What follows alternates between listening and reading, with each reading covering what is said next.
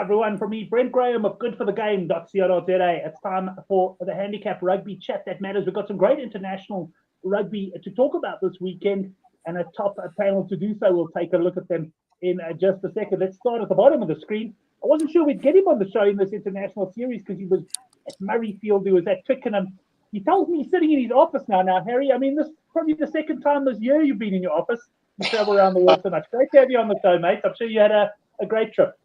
Yes, guys, my goal in life was never to be in an office and to be sitting at a desk as little as possible. So, I've had, I should have been like an 8 or 9 tests this year. And now I'm taking my off season. I'm going to be relaxed and think about what we just saw. I got to say, guys, it's the best post-World Cup season of Springbok rugby I can remember. Yeah, certainly. I agree with you. Normally, there's a bit of the lull. This time we've been in great form. And talking of great form, Harry, I've got to tell you, the Oracle has been absolutely firing on the betting front. I think the last 2 weeks he's sitting at somewhere like 8 or 9 out of 10. Looking at those skinny arms, he probably needs to hit the gym a little bit. But Oracle, welcome to the show, mate. Great to have you on. You look like someone who's bubbling over with confidence. Brent, you only have to hit the gym if you're worried about your wife straying. I don't have that issue. I'm okay, thank you. My arms are fine. More importantly, I was about to ask Harry what that was on his left or right-hand side. Looks like a boat. It looks quite cool. But my second question, which is probably more important, is what is the 536 on the other side on the wall? That's in my marathon. And that's the number I was running with. It was 3 hours and 36 minutes in marathon, 1994, because I'm that old. Okay, I never did a marathon. I did a half, so the 21.1. I don't know what that is in miles, but I did the half, and I did that when my kid was born in 2003, and I won't attempt it again. It's funny because he went for a run yesterday, and I thought to myself, that's crazy.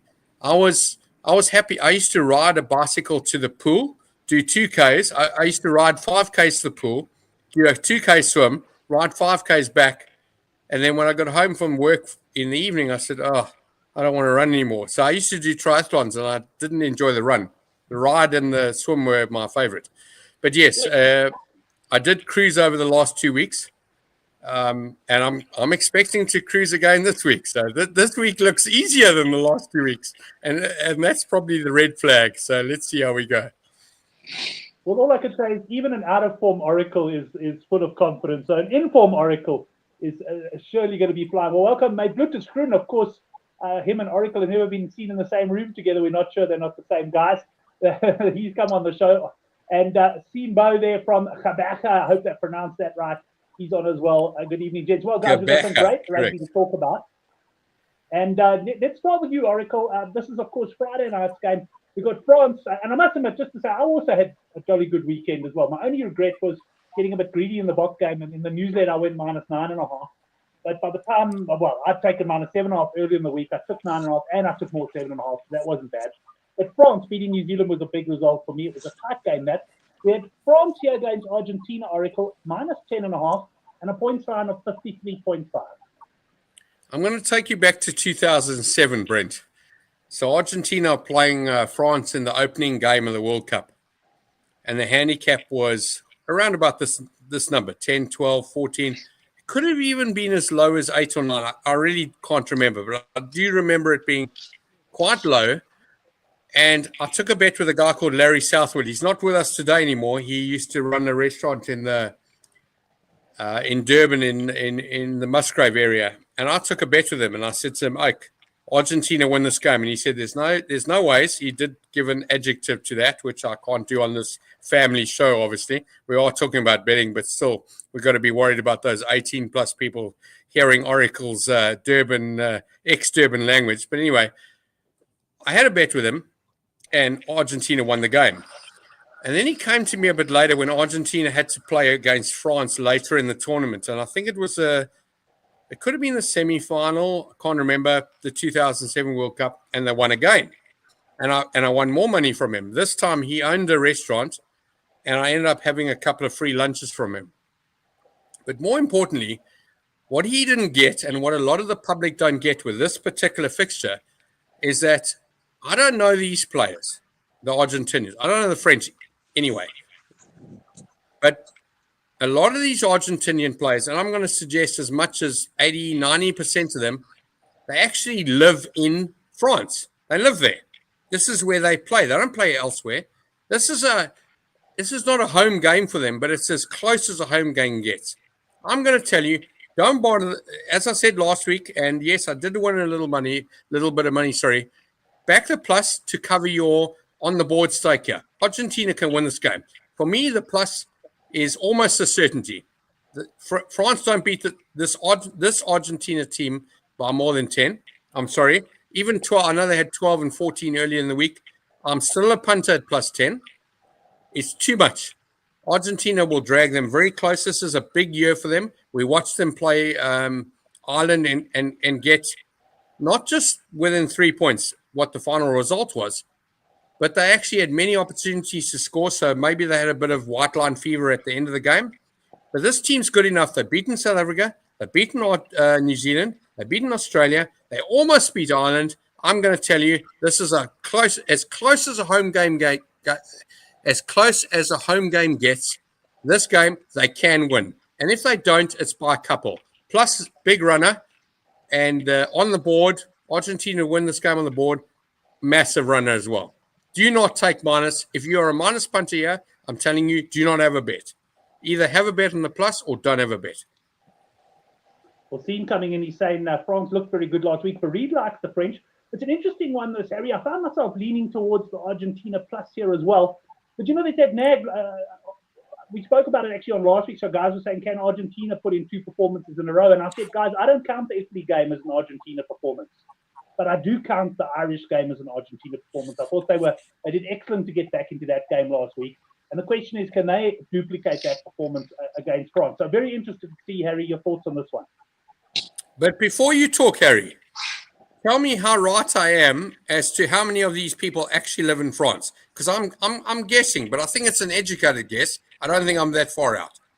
No, that's correct, actually. And the ones that don't live in the UK, so with a lot of they play a lot in France. So the familiarity with conditions is what I think you're talking about is absolutely even. There's not a big home patch advantage here.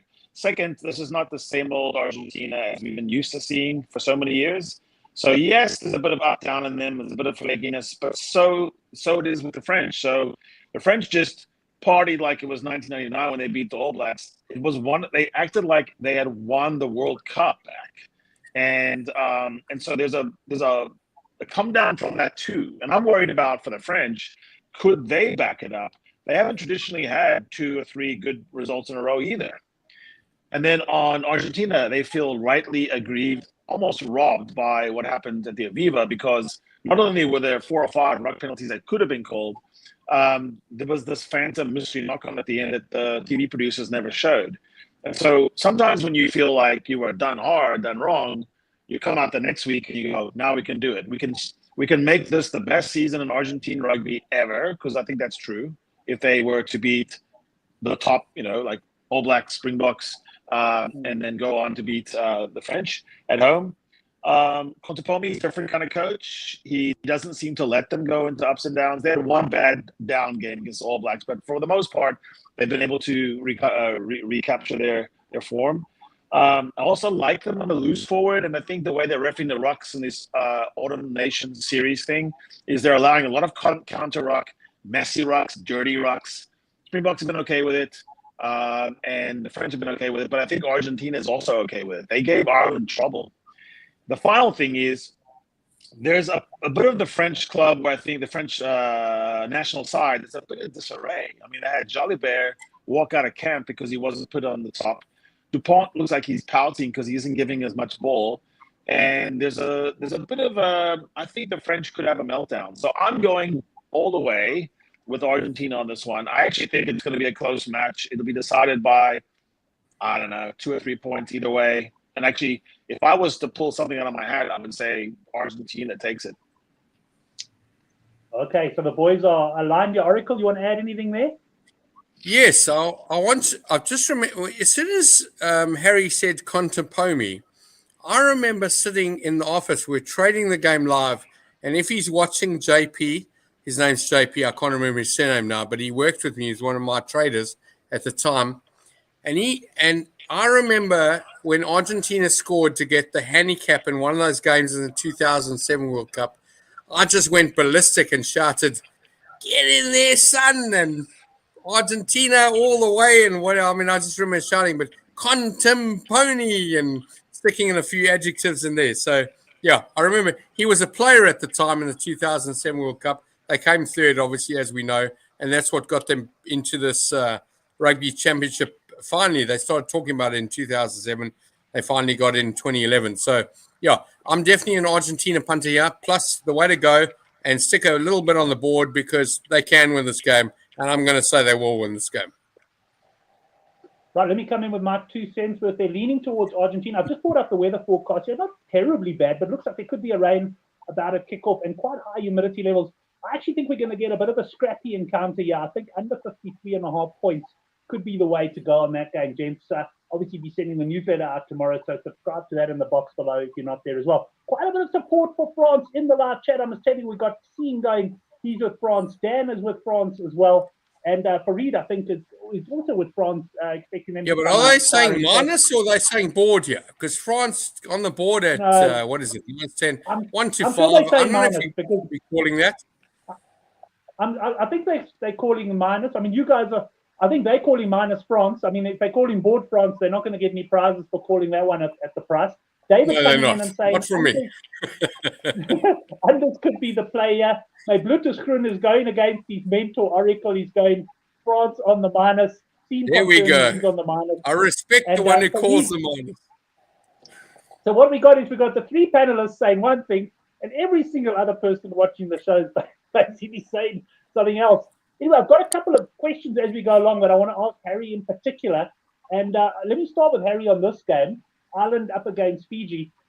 Harry, minus 19.5, we've got here points out of 53. But before we get into the game, I imagine you've watched the Ireland-Argentina game, and knock-on that was called at the end there wasn't shown at the time, which was quite frustrating.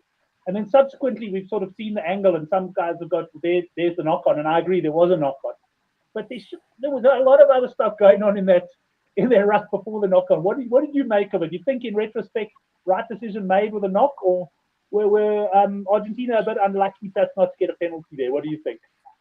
Well, you've got to be street smart in that situation. If they were playing a knockout match, probably Argentina would have gone for the drop goal earlier on in the process and just got to the draw and then have extra time. Because it was an elimination series where it doesn't really matter that much, they were going for the famous win because then it's cool. They probably were a bit naive because Kalen Doris and company kept infringing on the ruck, knowing that the referee had swallowed his whistle at that point. He didn't want to. He didn't want to do the penalty that would give the win. He was okay with calling up a knock-on. My point on not showing it wasn't that I thought one way or the other. I just thought it was spectacularly bad storytelling by the television producers. Where in what other major sport would the thing, the ball out at Wimbledon or the ball not going in, like you would always show the final thing. You've got about 17 angles. You've got drones. You've got spider cams. You've got ref cam. I mean, it's silly. So it had my point there is it made Argentina feel robbed because of the way it played out. It didn't seem right. It felt like a little bit of home cooking. So that can motivate teams. And just in general, the rucks have been very messy in this whole whatever this thing is, the series. And, Springboks had to recover from that. Jaden Hendrick got beat up. Cam Roygaard came on because Ratton was beaten up. All the teams from the South are having to relate to this very Wild West ruck. And the funny thing is, once we react to it, I think we can play it better because we could be rougher and tougher. But I think it was just kind of a shock, the system, where they were letting anything go for a while. No, fair enough. I think I just couldn't believe that they didn't show it. I mean, to me, that was what absolutely baffled me. And moving on to this game then, Harry, where does that bring us? We got Ireland minus 19.5. You have to think that they've been disappointing. I mean, they obviously lost to New Zealand. They just got up against Argentina. I think a lot of people starting to wonder if maybe we've seen the best of this Irish side. So they'll be determined to come out there and prove a point. And then we've got a Fiji side who, at their best, can give anybody a game. What do you think of this one? It's funny because the Aviva, where I went there for the All Blacks games, I thought that would be the match of the whole, of the fixture of the whole tournament, kind of. And it was kind of a dud because the crowd never got out of first gear post haka, and whatever they did early, then it was done. And they were kind of, you know, meek and mild like lambs. And people around me said that it's become so expensive to go to the stadium that it's all corporate now. The soul is gone. The second thing is Ireland has adjusted the least well to the no escorts, no guards, no block, because they use those things. They're not a power team. And so they were a high ruck count, and now it's hard to go deep into the ruck. You got to score quicker, face, you know, 1 through 5, not beyond. The other thing is they're reloading with like Peter O'Mahony, Ian Henderson, and Cian Healy from the bench, and Conor Murray. This is like a decade, you know. So there's this feeling in Ireland of unease. They know full well that they could have lost to Argentina, probably should have. All the honest Irish say that. So I think they're looking at Fiji as a let's get back to our old ways, and that's why they named like the best available team. There was no pulling punches. It's not like Rugby or some of the other guys that experiment a little bit. They're putting their best available, and they really need this. So on the one hand, I was thinking Fiji could maybe cause them to slip up or trip them. On the other hand, they look like they're coming loaded for bear here, and so I don't know. Also, Fiji doesn't always have all of its players. They struggle on these tours because they don't have. They have to pay the night of the hotel on the night. They don't have like long contracts and nutritionists. Sometimes players are paying their own room. So it's definitely, this one would be a home court advantage. I don't think I would advise people to bet on this very much because I don't think it's a predictable game. But I'm definitely comfortable with Ireland taking it away. 19.5 points is a lot. Fiji is still a proper team. They're still a top 10 team. They've given people problems before. And on their night, one-on-one matchups, you would take the Fijian guy over the Irish guy every single time. There may be 2 guys in the Irish team that you would say the opposite, but in space, one-on-one. So if Ireland gets too ahead of themselves, they want to score a lot of points, I think that's dangerous. If they play a proper, you know, set piece, kicking game, kick 30 times, they will put Fiji away pretty easily. Right, a bit of mixed bag in the live chat. I saw Admiral up above went Fiji plus. JJ Bauer coming in Fiji plus as well. For Reed, he fancies. He does say he fancies Ireland, but a lot of guys recommending not a game to get too involved with. Oracle, what do you have for us on this one? Yeah, first of all, I'm going to say that the no bet game is still to come. This is not the no bet game. Harry's wrong here. This is definitely a bet. I just want to tell people that don't know who Harry is. Harry's acclaimed. I'm going to call him acclaimed because he's reached that status with me. Writer on the Raw. I can't remember the exact website URL. Harry, maybe you can point us out. But I've written a couple of articles on there. And, you want to read Harry's stuff. He's very good. Good journalist. And don't go to the Raw, though, Harry. Are you not there anymore? Well. No. I'm just giving a bit of intro. It doesn't come on our show that often, Brent. I'm very impressed with him, so I'm going to give him a bit of a thumbs up here. Thank you, sir. I've written 22 articles, of which 5 have been printed. So if you do take the offer of write your own article, beware that they will edit them and discard them at their will. But I have had a few go through, so I'm quite impressed. But yes, I'm very impressed with your writing, Harry. And it's a lot of people don't see that part of it, and it's very just to put this in a bit of picture. Is I'm a punter, Brent's a punter. I'm the bookmaker as well, and I've been on both sides of the fence, and I've read people's articles, and I always tell people stay away from those super sport guys that sit there, the ex-players that sit on the TV for New Zealand and Australia as well, not just South Africa, England at the same point. They get these rugby players to talk to you about the game before and give you their predictions, and they're going like, what do you like? Yeah, I think South Africa will win the game. But people don't want to know if South Africa is going to win the game. They want to know how many points they're going to win by. Is it more than 10? Is it less than 10? Is it more than 3? Is it less than 3?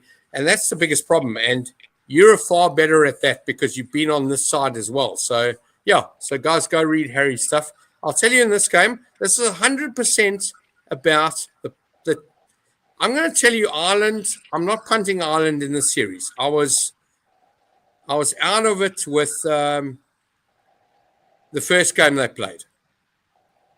But I got to tell you, this Fijian team, we've seen them blow hot and cold. And seeing Bo was 100% right. Stay away from this game. But I'm going to say don't stay away from this game if you've done a bit of homework. And quite simply, this is an if or when. This is if Fiji arrive with their best team, I'm going to tell you back to plus. Have a nibble on the board because Ireland are in a bit of trouble at the moment. And I mean a nibble. This is 10% of your handicap bet put Fiji on the board. But if this Fijian team shows up the same as the one that played Spain a couple of weeks ago and that one that played Scotland, don't touch them. Watch the game, have a bit of entertainment. But if this is a strong Fijian team, I'm going to tell you they go close here. And close for me, 10, maybe 12, maybe 9. A little nibble, 10% of your handicap bet on the board. Fiji, can they win the game? Of course they can. They muscle. I mean, we've seen the size of them. I mean, I joke with my kid. He bench presses, I don't know, double-digit X more than me, massive amounts. And he's going, I ain't getting on the field with the Fijians. So if he's anything to go by, and he's a rugby player, these oaks are big. You've seen that. Don't get involved in what time? 4 o'clock. 1600. Oracle, I'm giving you a yellow card for talking too long here on the Fiji game, Oracle. I'm giving Oracle yellow. 5 hours ago, Brad. 1600. Okay. Well, let's Oracle. Let's move on to the next game. So we're not all night. But got them into I think just for me, in closing on that game, I'll be looking at points there. But on the night, I haven't decided what I'm going to do yet, but we'll have a look. I don't have points for this game, Oracle. It's a big game as far as South Africans are concerned. Wales minus 25.5 against South Africa. I've seen 26.5 in places. It was open sort of 17.5, quickly moved to 19.5. People expected Rusty to mix things up. They expected him to name a sort of more of a second string team, but he's gone with quite a lot of the big boys. And this handicap is sort of pushed up all week. Wales, of course, coming off a heavy defeat to Australia. I don't have a point sign. If anyone in the live chat has that, guys, please put it on. But Oracle, we got Wales minus. If I said Wales minus 25.5, that is clearly an error. Wales plus 25.5. I'll correct that now. But Oracle, what do you think on this one? Brent, this is an easy one. At 15, I think, what did you say the other day on Monday morning? I think you said 15 or 17, something like that. I think I went can't 19 claim. with my cap, 19. I can't claim a digit wrong here because there's double digits. It's not going to be 3 digits, but this is a long way off. The South African F team. Right? If you don't know what an F team is, you've got to go to a big school that has quite a few teams. But an F team does exist at school level. And assuming South Africa played an F team, they would beat this handicap. I'm going to tell you, just out of arriving at the same field and playing with the same players, whoever they are, doesn't matter who they are, they still beat this. They'll still put 50 past this team. South Africa will get 50 points in this game. Will Wales get 25? No. They won't get 20. They might get 15 if they're lucky. I'm going to tell you they won't even score a try. This is a minus by default kind of bet. Don't go granny's pension. Don't go all in here. That game's still coming. South Africa's 5th, 6th, 7th, 8th, and 9th team will beat this Wales team by 25. Easy. This is now when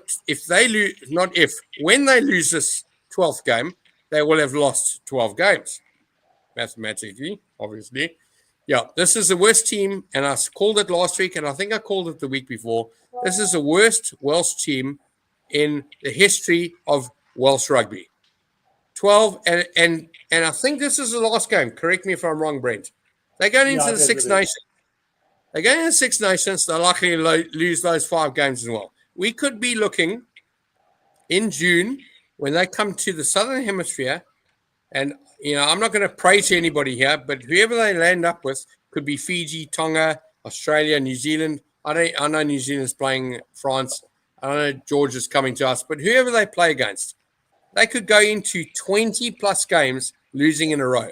This is massive. They're not winning a game in the Six Nations, and they're not winning on Saturday. This is race over. This is proper double digits. This is, I'm not going to say 25 plus. This is 30 plus. South Africa will win this game with whatever team they put on the field. Wales is in Okay, so huge. I'm gonna stop you there, Oracle. We got the box of the minors. I must tell you, the boys in the live chat absolutely unanimous at this point. Certainly, no one brave enough. I know we don't have a lot of Welshmen that watch the show, but even the Welsh, I think, would be nervous to call this game on the cap. Harry, what do you think here? 25.5 points.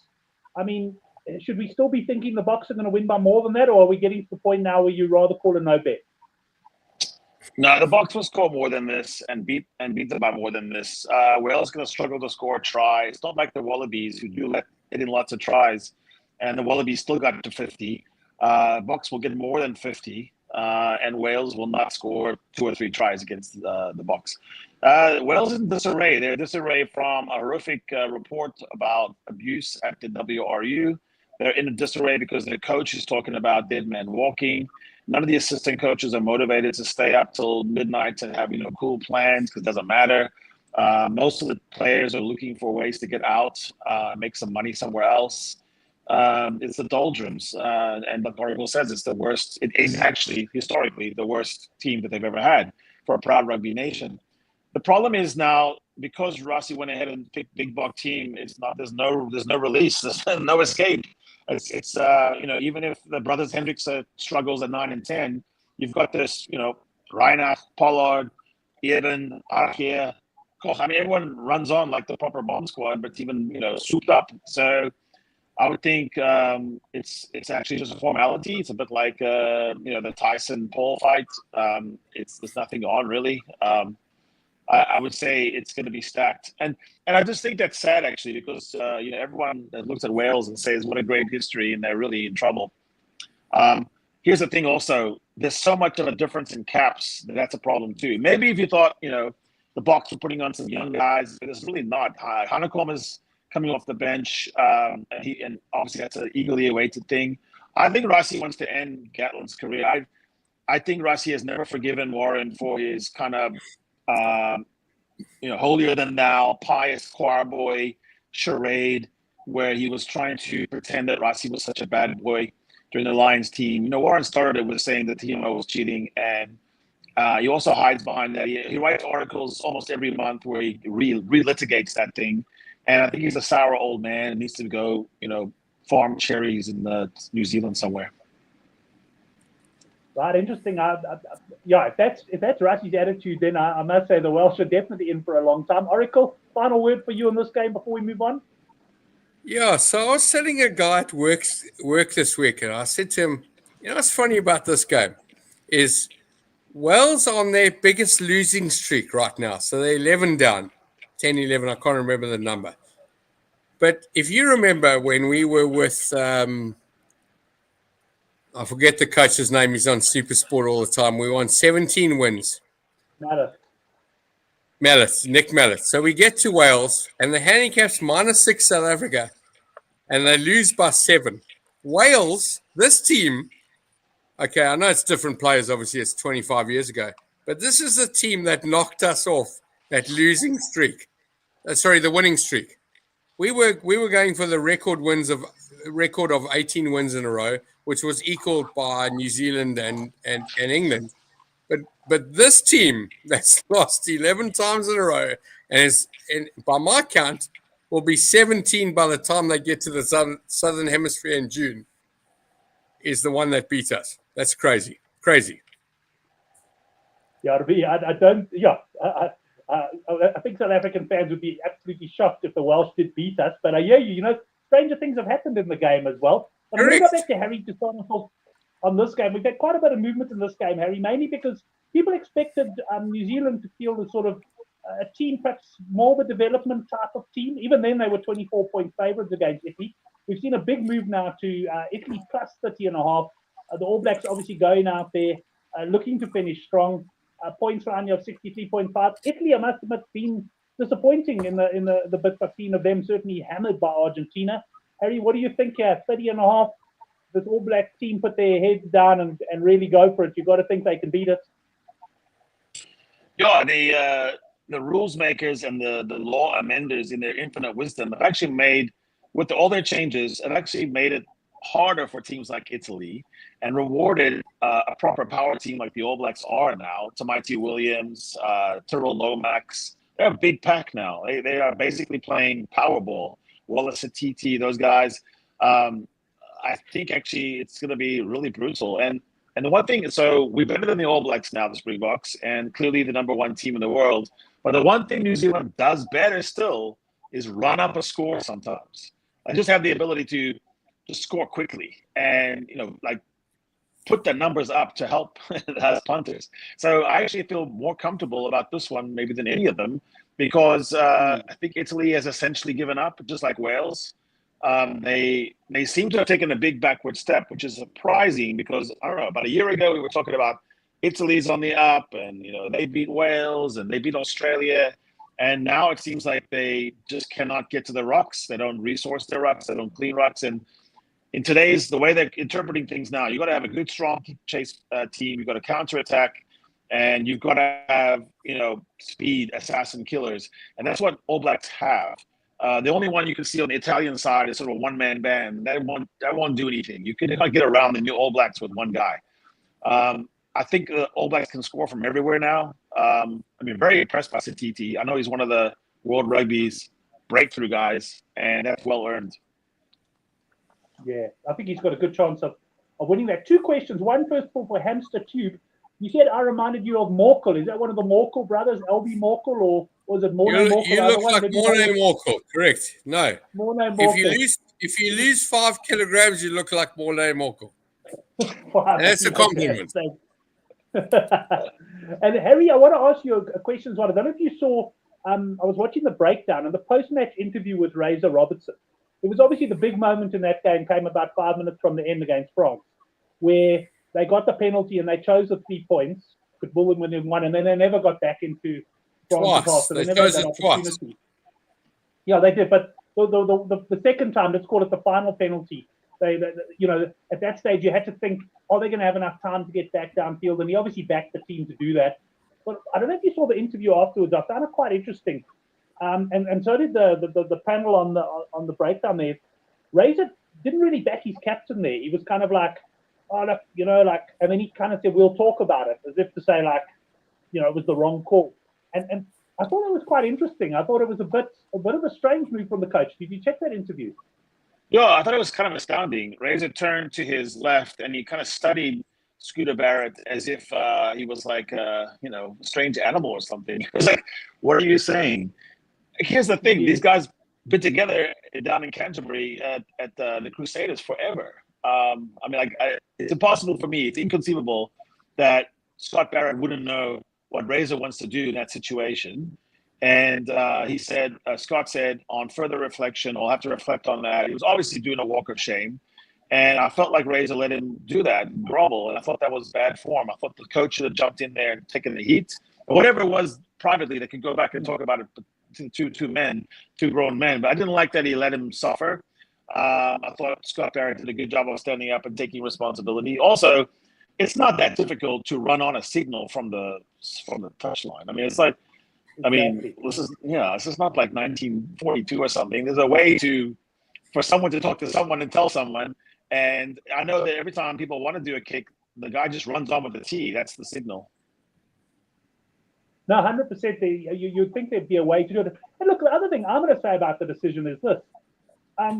If he kicks to the corner and they fail to score a try, then people will say, why didn't you take the 3? You could have worked your way back up field and got it. It was probably a bit close to the end of the game to take the 3. But I was very surprised by the fact that Razor appeared to leave the captain out to sort of dry there a little bit. Dinesh, Dan coming in, Brent is a Barrett brother lookalike. Well, now we started to talk. The Barrett brothers are good-looking lads. Maybe the Morkel brothers are pretty good-looking as well. Rian is saying New Zealand could put 80 on the board this week. And on that note, let's bring the Oracle in. Oracle, the handicap's moving. Is it moving fast enough? I told people at minus 23, get on. This minus was too low. But more importantly, if you look at the points line here, 30 off 63 gives you 33 at 16.5, 17. Basically, it's Italy points are 17. I'm going to tell you, you can go under that. Italy are not scoring 17 points against this All Black team. I don't care who shows up. The squad that's over there at the moment, this is a decent team. Yes, they lost by 1 last week, and we can argue whether their decisions were right. Taking 3, I thought the second one was the bad decision, and the first one was okay. But yeah, I mean, it's subjective. They had chances to win. They didn't win. They lost by 1. Whatever, doesn't matter. They lost by 1. I got it wrong. The guys that went for France got it right. Did France deserve to win that game? Did New Zealand deserve to win that game? It was a great game. I enjoyed it. I was on the wrong side of it. The draw would actually have been a fair reflection of that game, in my opinion. You can't often say that in rugby, but I honestly think it was 2 halves. New Zealand dominated the first half, the credit to France for hanging in. And then but it was a great game, Brent. Yeah, it was brilliant. People watching the game, not having a bet, that was a great game of rugby. It really was. I enjoyed the game. A small bet for me. It wasn't a big bet, but I enjoyed the game. I was happy. But I think in this situation, you know, I've been somebody to mention this more than once. This is, if you'd spoken to me before if you'd spoken to me 3 months ago, I would have told you this is Italy's best year. They won 2 games. And I honestly can't remember when last they won 2 games. They haven't finished last, and as everybody knows, they joined the Six Nations in 1999, which is when I entered this bookmaking industry, so it's 25 years now. For 25 years, they played this tournament, and this is like a couple of times they've won 2 games. This is up there with the biggest years of their lives, their careers in this tournament. Yet, a couple of results down the line now, and we're going, but hang on a second, they had a great year. Why are they playing like this? So I can't explain why Italy are as bad as they've been. I don't know. But I'm going to tell you, I'm a minus punter here. And it's very seldom, Brent, you know, it's very seldom I'm a minus 30 punter. Like I don't get involved in these big minuses. But I'm going to tell you this one's enough. And if you want to make more money with this game, go under points on Italy. So it's 63 minus 30. You got 33 divided by 2, 17, 16, 17. I'm going to tell you, you can go under 15 and a half here. Italy will not score more than 15 points here. They won't score more than 14 points. Hell, if you're brave, they won't score more than 10. Those are runners. New Zealand winning this handicap, I think, is a given. They beat it. But if you want to make more money, Italy don't score points here.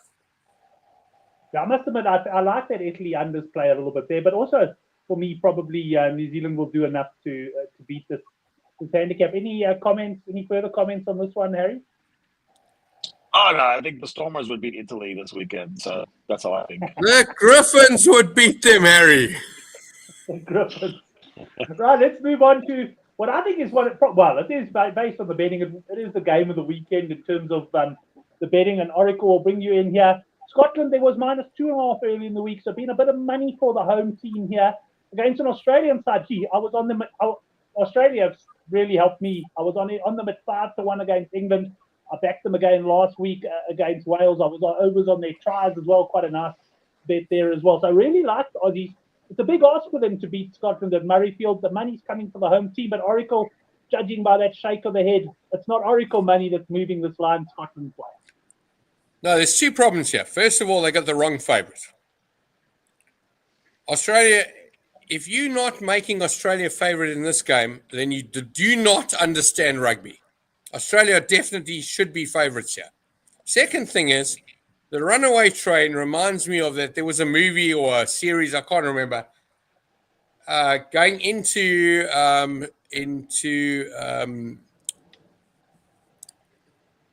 the biggest state in America, or the one with the most votes in the thing, California. Coming into California, there's obviously a mountain drift, and there's a train that goes down, hits a couple of power lines and gas lines, and there's these big explosions. Sorry, this is it. Australia. Runaway train. Australia have been a runaway train since they arrived off the plane. I don't know. Maybe they went Kenya Airways or Ethiopian Airways. Who knows? Somebody brought them there, gave them that magic juice. They got over that, Southern Hemisphere competition Rugby Championship where they were absolute rubbish. They performed well against New Zealand and obviously won that game very luckily. I say luckily, I did watch it against Argentina. But somebody said something to somebody, or somebody's put something in somebody's drink. But Australia, you want to get on the train.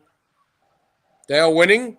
You want to get on winning trains. They'll eventually stop winning. Don't worry, they're not going to stop soon. But they're currently winning. Australia will win this game, and they'll win it comfortably. This is double digits for me. This is 12, 15, 20. Australia win this game. Take whatever minus you like here. Australia win this game. They have the wrong favorite. And if this is your last game on the weekend, take your multiple into Australia. And if you're really scared, do a little bit of cover bet when Australia 14-0 up, 10, 12 minutes. Australia win this game and they win it comfortably. They got the wrong favorite. That's confidence from the Oracle there. And I must say, we're talking about putting stuff in people's drink. If Scotland win comfortably, people may ask what was in the Oracle's drink there.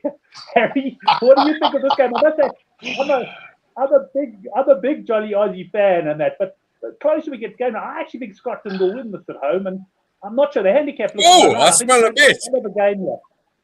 Yeah, quite possibly.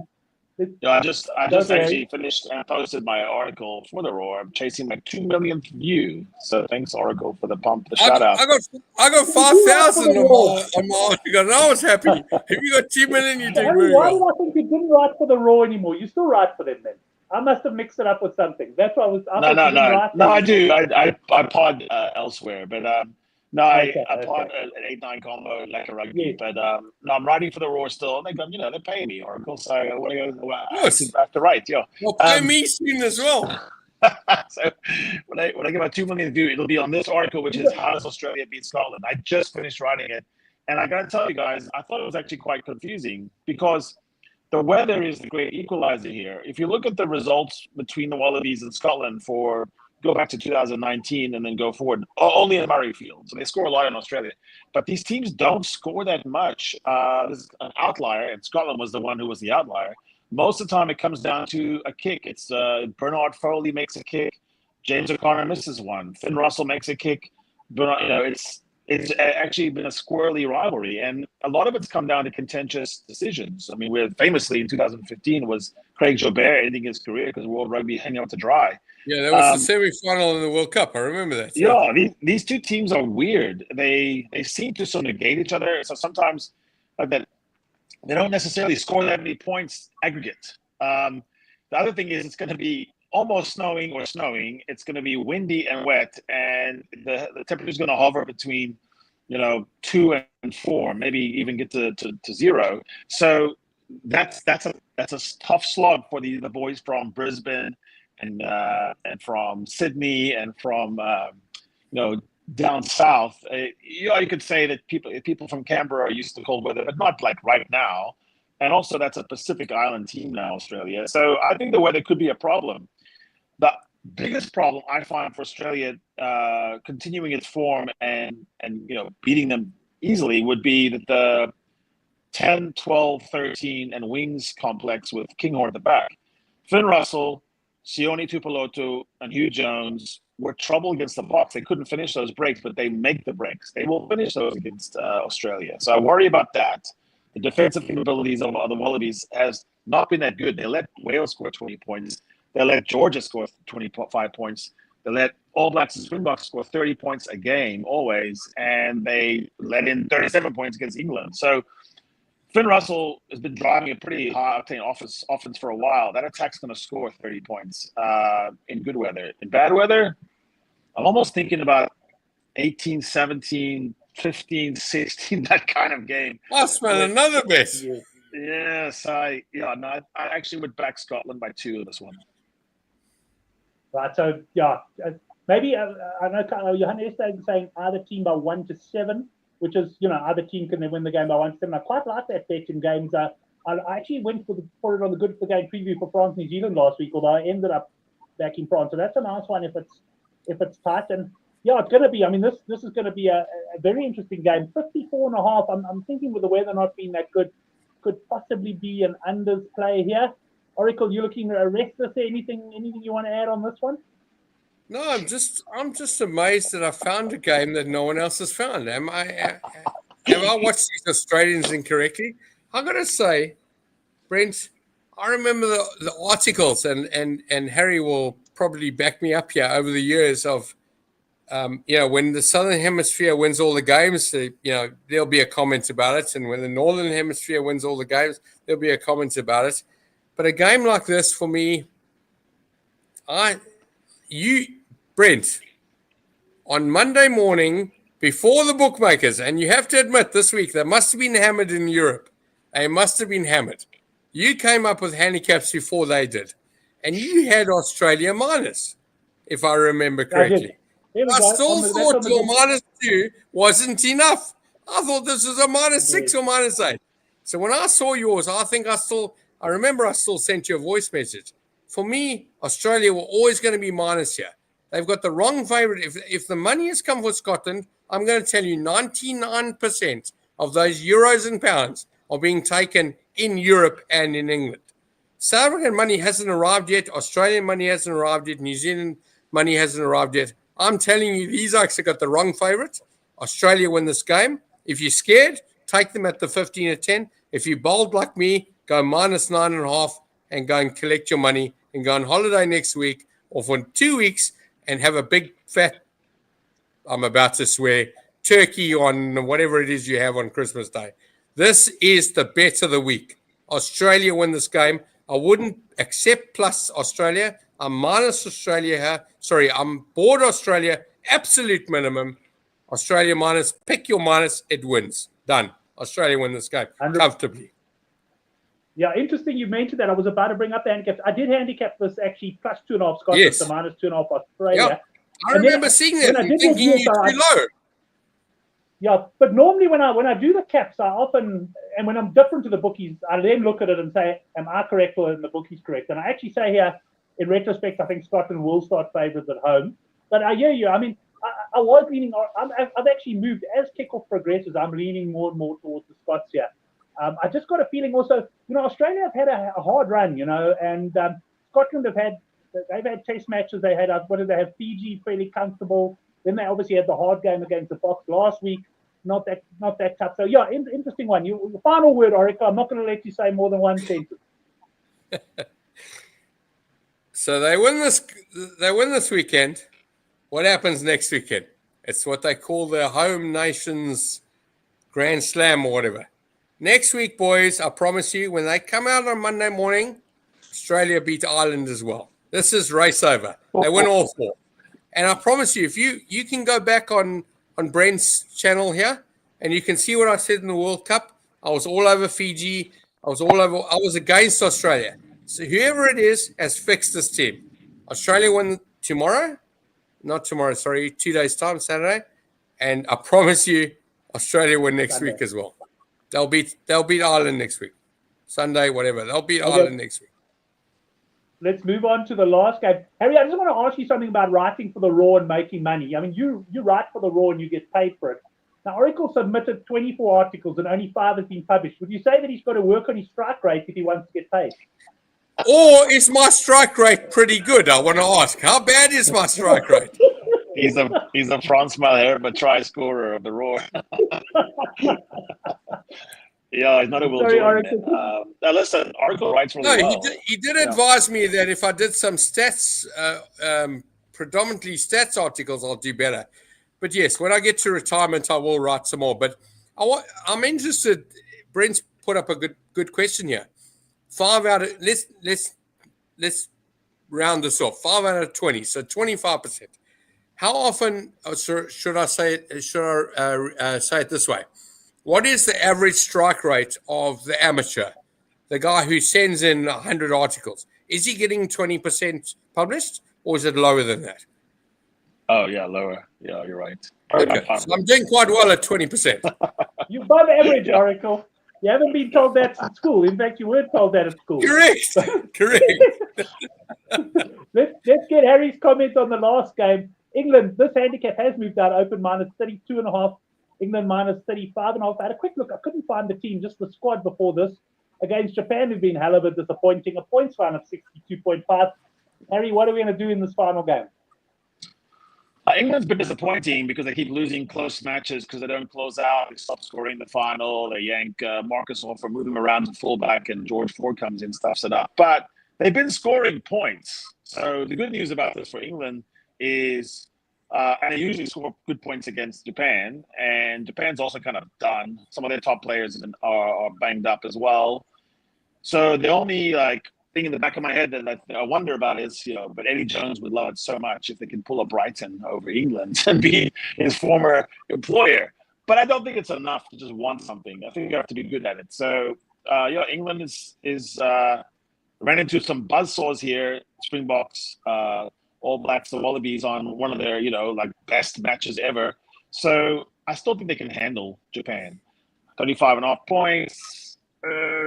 I'll go with it. I mean, basically, that sounds like 8 tries to 1, or, I think when you look at the recent results between England and Japan, England scored quite a lot of tries. I just wouldn't put much on this. I wouldn't put the house or the car or the bike. Yeah, possibly look at it. If you do like England in the game like this, might be worth looking at something like England tries overs or something along those lines. It is a 35.5 handicap Oracle. We are getting big here, even though I've got a feeling as much as Jones will want to put one over the English, I think a lot of these English will want to put one over the old coach quite badly here as well. Oracle, hey, what's the guy who wrote the book, Harry? Is it Danny Kerr or something like that? If they had to bring him back out here, it'd be good to watch. Yeah, spice it up. Oracle, what's your views on the final game before we get into the best bets? So I've got a coin which I paid R5 for, Brent. You'll be impressed, at a flea market. It's a yes and no coin. It's got a yes on one side, no on the other. And one of these kind of games, you're gonna go, all right, I got 50 Rand, 10 Rand, 12, whatever your little number is. You flip the coin, it goes yes. I'm gonna have a bet. No, I'm not gonna have a bet. I'm gonna tell you, I flipped the coin 7 times, and I won 6-1 against no bet. I will not have a bet on this game. I have no idea what to do. And I'm going to tell the punters out there, if you get to this game, being one of the last in the weekend, and you've made money, don't watch it. Don't bet on it. Don't watch it. This is the hardest game in the whole weekend to make money. I'm sorry, I got nothing for you unless you flip a yes and no coin and you state a stake value before you even flip the coin. I'm out. I'm not involved in this game. I will say, though, that at some point during the game, there will be a bit of value. And what I've noticed with Japan is they don't start very well. So my only advice to anybody is, if you're going to back Japan, wait till they're properly down in play, and then you can have a bit of a plus bet. But I wouldn't touch this game with anyone's money. Got no idea. At 25, at 35, I didn't know what to do. So I don't know what to do here. No idea. Stay away. I could see me getting a message from Oracle on Sunday night saying he carried on flipping the coin, and eventually it was 1,035 to 1,034 yes, and he's having a punt. But I tell you what, if you find a yes/no coin, buy it. It's the best thing you'll ever buy. That's a good article. How many times you flip it? Oh no, I flipped it. I think I'm in the thousands. I'm out of the hundreds. I'm in the thousands. It's a winner. I did for everything. Lunch. Should I have a drink? Should I go here? Should I go there? Oh, no, it's a winner. It's in my wallet. It's in my coin part of my... It's a winner. If you find a yes/no coin, buy it immediately. It's a winner. Okay, Oracle, I'm going to ask you. I think I know what your best bet is, but just sum it up. Maybe your top 2 picks for the weekend. Yeah, so absolutely Australia for me. And if you want to take a double, if you have one bet this weekend, Australia, absolutely. If you're going to have a second bet, you can take Argentina. I'm going to tell you the rest of what I've said earlier in the show. South Africa minus, New Zealand minus, Fiji plus, all good. But if you're going to have 1 or 2 bets, take Australia to win here on the board, whatever minus you like. I say more than 10 they win this game, and Argentina will get very close, if not win the game. So if you're going to take a double, Australia to win onto Argentina to win. I don't know what that is. What is that? That's, I don't know. I'm going to go with Rion. Rion will show us what the double's worth, but it's quite a lot. I'm a Thursday, Friday, Saturday punter. I'm not a Monday, Tuesday punter. But Australia on the board onto Argentina on the board. That's the double that will deliver the most. Double plus, good enough. Should win. Expected to win.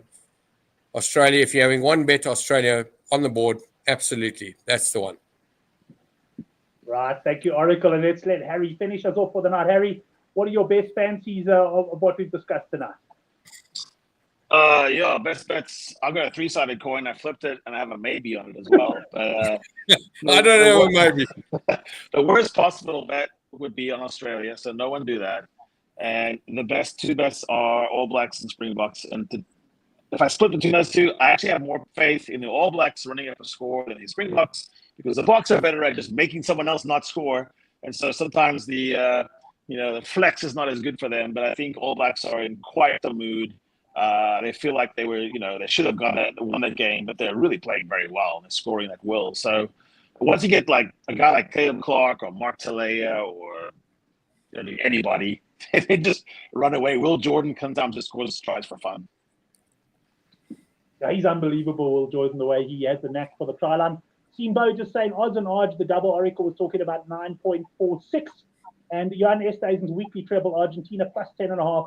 SA total points over 42.5, and New Zealand minus 27.5, and that works out at 11-2. Well, that's it, guys. My best for the week, best bet for the week will be in the newsletter. But my second best bet is Oracle to have a nice, good night's sleep tonight after a couple of glasses of wine. I think he's going to sleep easy. But listen, first of all, to the guys in the live chat, great having you on. There were times where I was really struggling to keep up with all the comments tonight. Oracle, great to have you on, and Harry, always a pleasure as well. When's the next? I've got to ask Harry, when's the next big test match you're going to? Oh, I'm taking some time off right now. No, I got a question for him. Yeah. When's Harry coming to Cape Town and actually phoning me so we can go and have a glass of wine or a beer? Hey, definitely in the new year I'm coming over, so we'll see you then. I got a room for you. Man. All right, cheers. Thanks, everyone. I'll end the stream there. We'll see you next week for the Handicap Rugby chat that matters.